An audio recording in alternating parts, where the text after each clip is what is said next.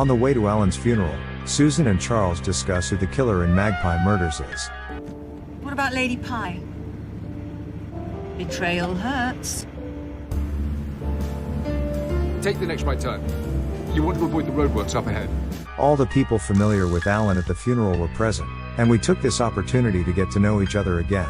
There are not many people except Susan and Charles. These two are Alan's sister and Detective Inspector Locke. Locke has no suspicion. But sister, as mentioned in the first episode, Alan's manuscript is most likely in her hands. The two, Alan's ex-wife and son, are not currently under suspicion. Next to them is James, Alan's little boyfriend, the only heir to the estate. The suspicion is that Alan wanted to change his will but died when the lawyer came. Although Susan has worked with Alan for many years, they have a terrible relationship. How bad is that? Yes, I was just thinking, Alan always wanted to be a national treasure. And here we are burying him. I don't think you'd be too amused by that. Everybody's talking about him. He'd have enjoyed that. As I mentioned before, the people around him didn't have a good relationship with him, even his son. Both James and Alan's family are here today. I'm only here because you made me come. Stop it, Freddie. He was your father. He was nothing to me. I'm glad he's dead. Never say that. It's a horrible thing to say. There is no one the popularity is so bad. After the funeral, Susan finds Alan's ex-wife for clues.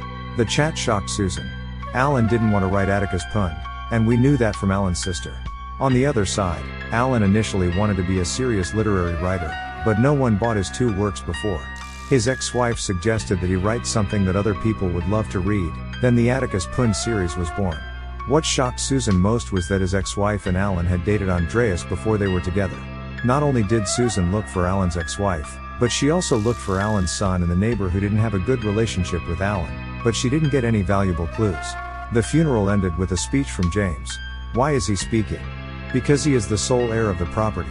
After the funeral, Susan did not go back to London but went to a hospital in Suffolk. A few days ago, her sister told Susan that her father was in danger of being hospitalized, but Susan didn't come to visit him for a long time. Susan believed that the death of her mother was because of this man. Susan went to the hospital and did not give her father a good look. The communication ended with an unpleasant. She still didn't forgive him. Left a word, "We have nothing to say," and walked out. Leaning against the outer wall of the hospital, Susan smoked a cigarette and reminisced her childhood with the impression of Pund. However, at this moment, Susan suddenly realized that all her life was also written in Magpie Murders by Alan. Susan was furious that she was written in Magpie Murders. The reason is Susan's father. Susan grew up in a harmonious family. When she was young, her father cheated on her mother with the nanny at the time. This corresponds to Sir Magnus in the novel, who cheated on Lady Pye with his son's governess at the time. Susan's mother thought it was a shame, and she jumped into the lake to kill herself. This corresponds to Sam, who died in the lake in the novel. It wasn't a whim because Sam happened to be shorthand for his mother's name, Samantha. The governess of Magnus' son is named Darnley. Susan always wondered why this woman with no storyline had to give her a name. She understood now that Darnley was an anagram of Susan's last name, Ryeland. Susan felt greatly insulted.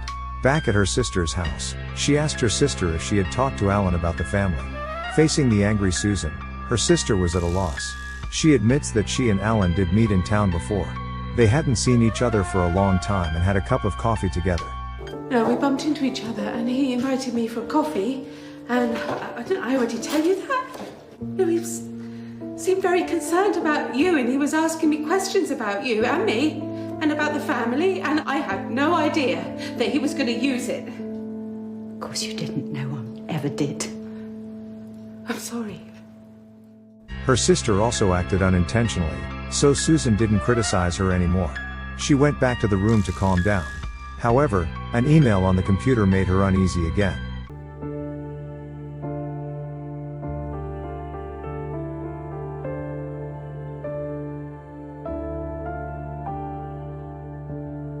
The following day, Susan apologized to her sister for yesterday's impulse. The photos received last night made Susan anxious. Could it be that Andreas was the murderer of Alan? Susan didn't stay long before getting up and rushing back to London. On the way, she got a text from James that he had clues to tell Susan. She stopped by Alan's villa.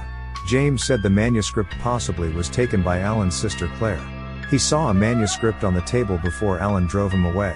And when he got in the taxi, he saw Claire come to the villa.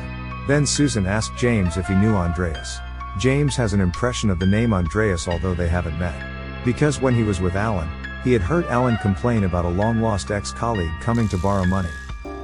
What's he want? What do you think he wants, James? It's what everyone wants, was what you want, money. Thinks he can come here and call on me like I'm some kind of bank. What are you gonna do? He can drive all the way here if he wants. And then when he gets here, I'll tell him to sod off. So if Alan wasn't going to lend him money, why would he even see him? Because it would amuse him. And did he come to Abbey Grange? I have no idea. Alan is so scumbag. Susan went to Claire's place again. Faced with questioning, Claire admitted that it was indeed the manuscript she took, but she burned out of anger. Do you still have it? No, I burned it.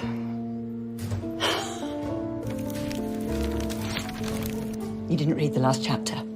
I read half a dozen pages. You have no idea what it was like. Turned me into some sort of grotesque loser. No right to do that, no right at all. Yes, I agree. Judging from various clues, the murderer who killed Alan likely be Susan's old boyfriend, Andreas. Back in London, Susan found him and confronted him. Susan asked him where the money for the hotel came from, and Andreas was still lying. Until he saw the photo in the email Susan had received. Andreas, you lied to me. You asked Alan for the money. I shouldn't have lied to you, but I had nowhere else to go. I needed 150,000 euros. We were both teachers at the same school, and we were close. Well, yes, you were sleeping with his wife. You didn't tell me that either. Susan, what's wrong with you? I went out with Melissa before she met Alan, and before I met you. Hey, do you want the final chapter of Magpie Murders or the cause of Alan's death? Or just want to talk to Andreas about his ex-girlfriend? Andreas said he didn't tell Susan he borrowed money from Alan because he feared Susan getting angry.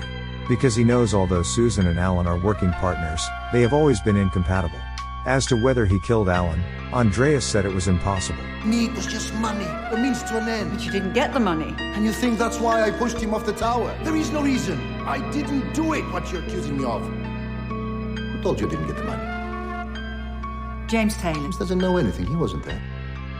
Viewers who have watched the previous video should be able to deduce that Andreas has already received Alan's money.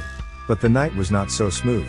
Alan wanted to play Andreas at first, but when Alan knew Andreas' current girlfriend was Susan, Alan changed his attitude. And I won't take up any more of your time. Thanks. I'd be grateful if you didn't mention to Susan that I was here. Susan, you know her? We've been together for a time. Suddenly he was nice. Nice. Not a word I'd use to describe Alan Conway.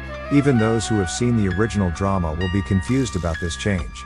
It's not very complicated here. As mentioned in the first episode, Alan was almost exhausted when he wrote Magpie Murders. We can understand that Alan wants to continue to know Susan's story and write her story into the novel, or he just wants to make fun of the people around him. Back to the story. Alan suddenly becomes friendly and offers to lend Andreas money. Then they went up to the rooftop to chat. Alan's lawyer called Alan and said the money was ready, and he was waiting for Andreas to pick. Andreas was so excited to hug Alan. Andreas is disappointed by Susan's distrust.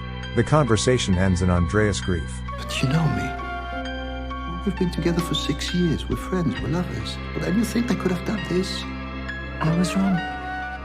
No, I thought I was going to quit with you and that we'd finally be happy together. But I was wrong. I'm sorry. And now the question comes, who was the person taking the photo when Andreas was hugging Alan?